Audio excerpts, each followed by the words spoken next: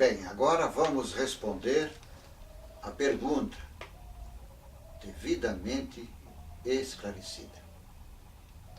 No cristianismo,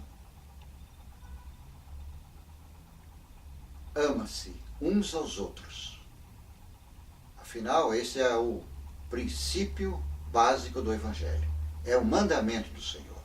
Amai-vos uns aos outros. Todavia, os homens inventaram um outro cristianismo. É o que leva vantagem sobre uns aos outros. As coisas não são melhores do que as pessoas.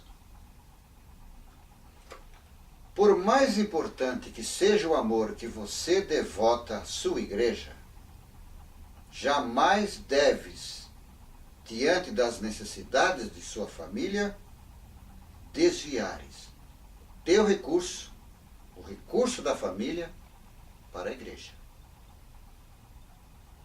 O Novo Testamento prioriza a família e não a igreja.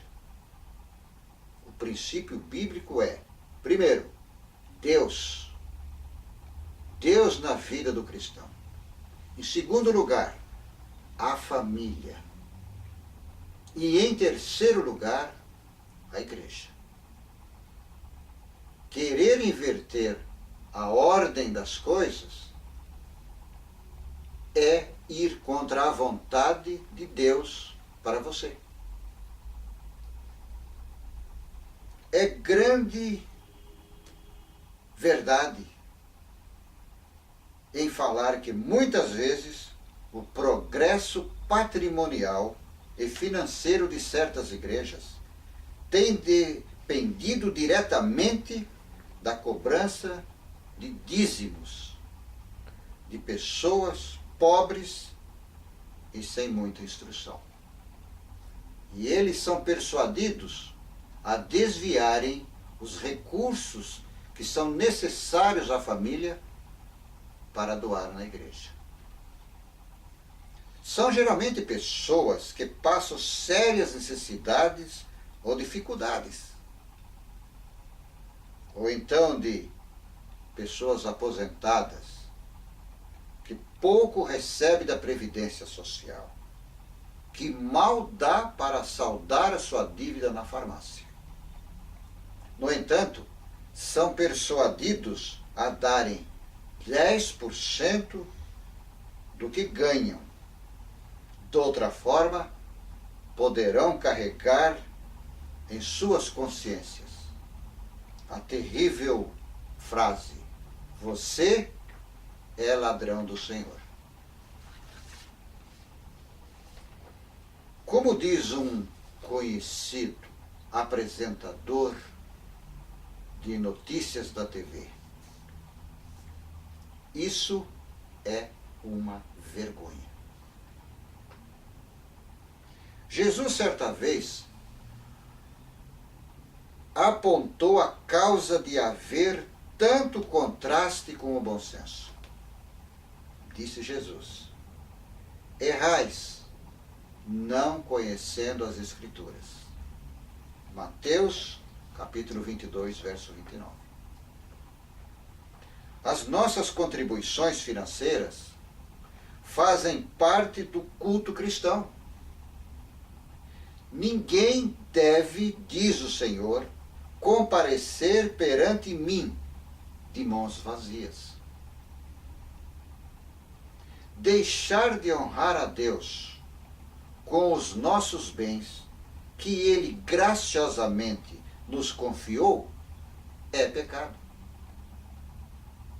Por que gastais o vosso dinheiro naquilo que não é pão? São expressões bíblicas que levam-nos a meditar que os nossos bens fazem parte da vida cristã. Nós não somos dono do dinheiro. O dinheiro é do Senhor. Meu é o ouro, meu é a prata. A grande armadilha, porém, origina-se exatamente em abrir mão dos nossos bens na expectativa de alcançar recompensa. Julgando que ao contribuir, as janelas do céu vão se abrir, porque eu estou interessado em fazer com Deus uma barganha. Então eu vou citar aquilo que todo mundo conhece. Capítulo 3 de Malaquias. Fazei prova de mim. Veja se eu não abrirei as janelas do céu. Entretanto, na nova aliança, não existe lugar para nós desafiarmos a Deus. É lamentável, no entanto, que a grande maioria de cristãos adotam este padrão de comportamento e estimulam os outros a desafiarem ao Senhor, entregando o dízimo, deixando de pertencer às quadrilhas que assaltam o Senhor. Esse comportamento é característico daqueles que vivem satisfeitos na vida. Colhem aquilo que ao longo das suas vidas semeou.